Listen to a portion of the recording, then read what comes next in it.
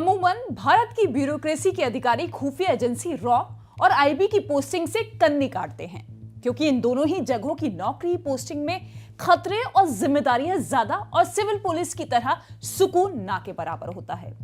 भारतीय पुलिस सेवा 1988 batch Himachal Pradesh cadre के अधिकारी तपन कुमार डेका की सोच इससे एकदम अलग रही है। अपने गजब के खुफियागिरी हुनर के चलते ही तपन कुमार डेका भारत के राष्ट्रीय सुरक्षा सलाहकार अजीत डोभाल की भी हमेशा गुड बुक में टॉप पर रहे हैं। उन्होंने भारत के खुफिया विभाग की नौकरी को अपने पीछे की तमाम उम्र में ढोया नहीं, बल्कि दिलो जान से जिया है। आइए इस वीडियो के जरिए आपको बताते हैं कि आखिर क्यों और कैसे भारत सरकार ने ऐसे आईपीएस को खुफिया विभाग के निदेशक पद पर 1 साल का और सेवा विस्तार देना जरूरी समझा। डेका इसलिए बने थे आईबी के निदेशक। तपन कुमार डेका ने इंटेलिजेंस ब्यूरो को नौकरी की तरह कभी लिया ही नहीं। इसीलिए उनके आईपीएस जीवन का अगर पिछला रिकॉर्ड पलट कर देखें तो पता चलता है कि उन्होंने अपनी पुलिस सेवा के अधिकांश नौकरी इसी इंटेलिजेंस ब्यूरो में पूरी कर ली है। हिमाचल प्रदेश पुलिस के अपने मूल आईपीएस कैडर में वापसी में उन्होंने कभी रुचि ही जाहिर नहीं की। तपन कुमार डेका की आईबी के प्रति इसी लगन का नतीजा रहा कि किसी जमाने में कुछ साल के लिए आईबी में पहुंचने वाले तपन कुमार डेका न केवल भारत की आंतरिक खुफिया एजेंसी में विशेष निदेशक पद तक पहुंचे, बल्कि साल 2022 में उन्हें भारत सरकार ने आईबी जैसी संवेदनशील खुफिया एजेंसी का स्पेशल निदेशक से निदेशक भी बनाया। तब उनका आईबी निदेशक का कार्यकाल 2 साल का था, जो कि अब पूरा हो चुका है। डेका को सेवा विस्तार मिलने की वजह, अब जब उनका निदेशक आईबी के पद का सेवाकाल 30 जून को पूरा होने वाला है, तो तपन कुमार डेका की काबिलियत और आईबी के प्रति उनके समर्पण, इनके पिछले लंबे बेदाग सेवाकाल में उनके नेतृत्व में देश हित में आईबी द्वारा किए गए अविस्मरणीय कार्यों के चलते अब उन्हें फिर से आगामी 1 साल के लिए निदेशक आईबी के पद पर सेवा विस्तार दे दिया गया है। ये फैसला प्रधानमंत्री नरेंद्र मोदी की अध्यक्षता वाली मंत्रिमंडलीय नियुक्ति समिति द्वारा लिया गया है। ये सेवा विस्तार अवधि साल 2026 जून महीने में पूर्ण हो जाएगी। इससे पहले भी उन्हें 1 साल का सेवा विस्तार दिया जा चुका है। पहली बार साल 2022 में आईबी निदेशक बने थे। पहले अतिरिक्त निदेशक और फिर विशेष निदेशक पद पर आईबी में ही तैनात रहने वाले आईपीएस अधिकारी तपन कुमार डेका बाद में इंटेलिजेंस ब्यूरो के निदेशक बने। उनका जन्म 25 फरवरी साल 1963 को हुआ था। तपन कुमार डेका आईबी के इतिहास में उसके 28वें निदेशक हैं। भारतीय पुलिस सेवाकाल के हिसाब से वो साल 2021 में महानिदेशक पद के लिए पदोन्नत हो चुके थे। 30 जून 2022 में आईपीएस अधिकारी अरविंद कुमार की सेवानिवृत्ति से रिक्त हुए पद पर तपन कुमार डेका को पहली बार 1 जुलाई 2022 में डायरेक्टर इंटेलिजेंस ब्यूरो बनाया गया था।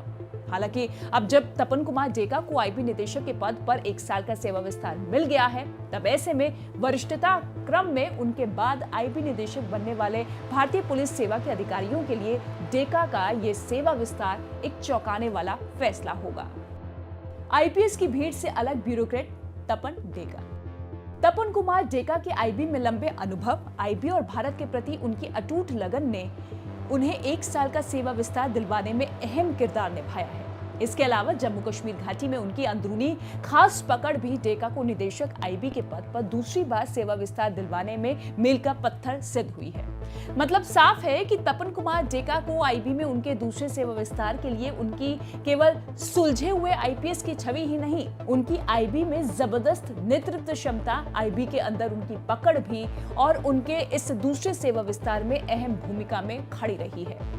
तपन डेका और उनके यादगार का बीते 4 से 5 साल से जब से तपन कुमार डेका आईबी में मुखिया नंबर 1 और 2 के पदों पर पहुंचे हैं, तभी से देश को कई आंतरिक और मुसीबतों से भी जूझना पड़ा है। इनमें से ज्यादातर जटिल संवेदनशील चुनौतियों का भारत की अतिरिक्त खुफिया एजेंसी यानी कि इंटेलिजेंस विभाग ने जिस तरह की कार्यकुशलता पेश की है, वो भी आईपीएस तपन कुमार डेका को दोबारा आईबी निदेशक पद पर सेवा विस्तार में अहम भूमिका निभा रही है।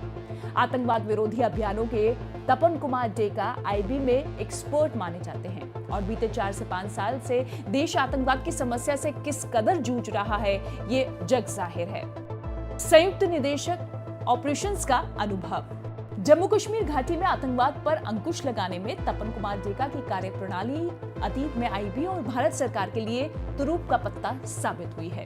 इंटेलिजेंस ब्यूरो में जब वो संयुक्त निदेशक ऑपरेशंस थे, तब कश्मीर घाटी में लश्कर-ए-तैयबा और जैश-ए-मोहम्मद जैसे पाकिस्तानी आतंकवादी संगठन और इंडियन मुजाहिदीन जैसे भारत में प्रतिबंधित आतंकवादी संगठन कहर बरपा रहे थे।